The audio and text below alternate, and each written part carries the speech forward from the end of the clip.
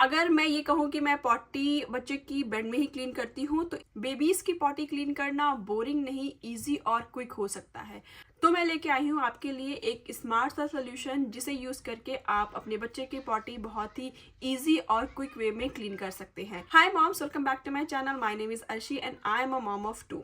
आई know आप mom सोच रहे होंगे कि पॉटी साफ करने में कौन सा मैं स्मार्ट सा तरीका लेके आई हूँ। इसमें तो कोई कुछ और चीज़ है ही नहीं, पॉटी तो सिर्फ एक ही तरह से साफ की जा सकती है, बट मैं लाई हूँ कुछ अलग। आई नो जब हमारी डिलीवरी होती है, हमारे साथ इतना कुछ चल रहा होता है, उसमें बच्चे की रिस्पॉन्सिबिलिटी, तो उस चीज़ में ये तरीका बहुत ही ज़्यादा हेल्पफुल है। क्योंकि यहाँ पे मेरे 2 बच्चे हैं, दोनों की डिलीवरी यहीं पे हुई है, बट जो मेरी फर्स्ट बॉर्न है अनाया, उसकी डिलीवरी के टाइम पे कोई भी इंडिया से नहीं आया था, वो कोविड टाइम चल रहा था। तब मुझे ये एक तरीका समझ आया पॉटी क्लीन करने का, एंड ये मुझे काफ़ी यूज़फुल लगा। तो मैंने ऐसा क्या किया जिससे कि मेरी पॉटिंग क्लीनिंग जर्नी थोड़ी इजी हो गई। तो मैं आपको बता दूं कि मैं अपने बच्चे की पॉटी वॉशरूम ले जाके उन्हें क्लीन नहीं करती हूँ जब तक वो बिल्कुल छोटे थे। लाइक न्यू बॉर्न से लेके 6 मंथ्स, इवन अनाया के उसमें ने तो मैंने तो बहुत लॉन्ग टाइम तक मैंने ऐसे ही पॉटी क्लीन करी है, लाइक ऑलमोस्ट 10-11 मंथ्स तक। अब मैं ईज़ान को ले जाने लगी हूँ वॉशरूम, बट अभी भी अगर कभी नाइट है या फिर बहुत अर्ली मॉर्निंग मेरी तबीयत ठीक नहीं है, तो मैं ऐसे ही क्लीन करती हूँ। अच्छा, तो इसके क्या क्या बेनिफिट है ये मैं वीडियो के एंड में बताऊंगी। अभी मैं आपको प्रोसेस दिखा देती हूँ कि इसके लिए आपको क्या क्या चाहिए।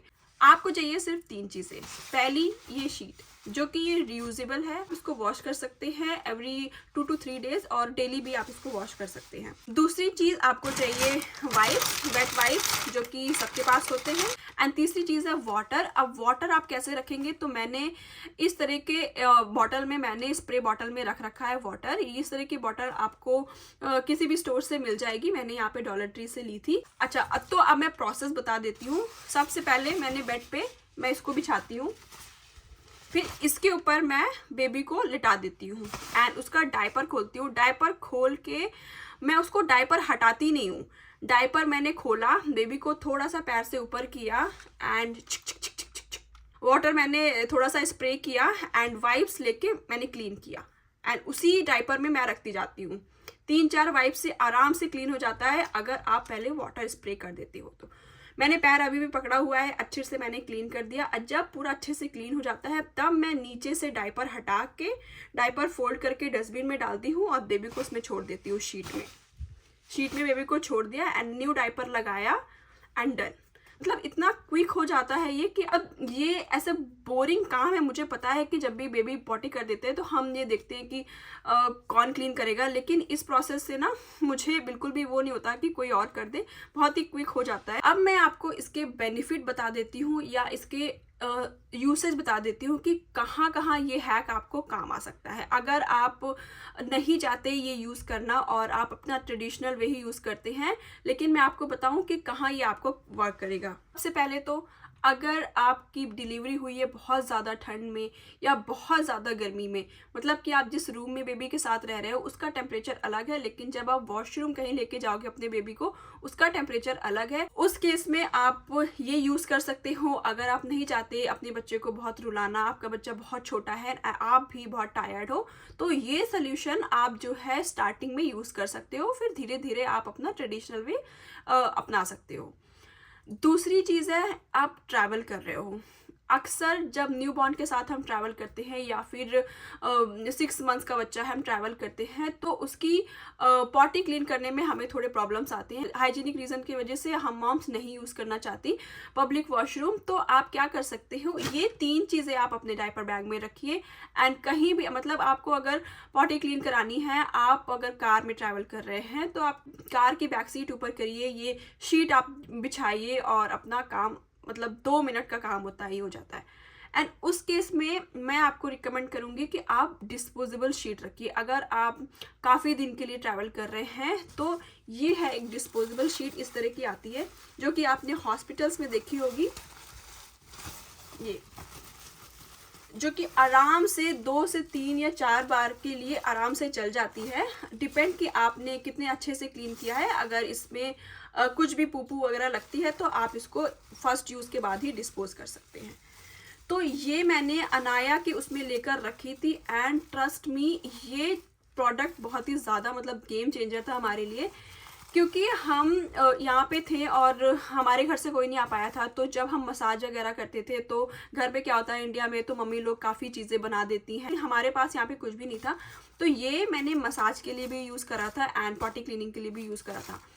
ईज़ान के उसमें मेरे पास अनाया के कुछ बचे हुए रखे थे जो कि ईज़ान के केस में यूज़ हुए, लेकिन ये शीट जो कि हॉस्पिटल बैग में हमें हॉस्पिटल से ही मिल गई थी, और मेरे पास एक और शीट है सेम रियूजेबल जो कि काफ़ी अच्छी है। तो मैं डेली के लिए अब यही यूज़ करती हूँ, और ये मैं यूज़ करती हूँ जब मुझे कहीं ट्रैवल करना होता है।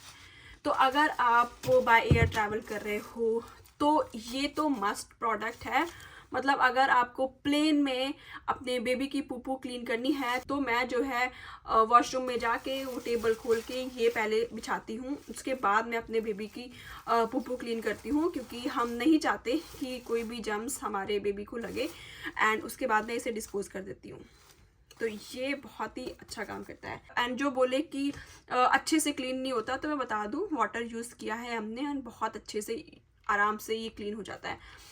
मैंने न्यू बॉर्न स्टेज से ही मैंने अनाया के ऊपर ये वाटर स्प्रे यूज़ किया था एंड उसको कोई भी प्रॉब्लम नहीं थी कि ये पानी अच्छा ये रूम में ही रखा रहता था, तो ये रूम टेम्परेचर वाटर ही रहता था, बहुत ठंडा या बहुत गर्म नहीं होता था, तो कोई प्रॉब्लम नहीं होती थी, अनाया को बहुत ही क्विक हो जाता था। तो ये था मेरा वीडियो पॉटी क्लीनिंग हैक जो कि थोड़ा सा इजी कर देता है। मैं अच्छा उन चीज़ों पे वीडियो बनाती हूँ जो मेरा खुद का मेरा एक्सपीरियंस है और मेरे लिए चीज़ें आसान हुई है इस मदरहुड में।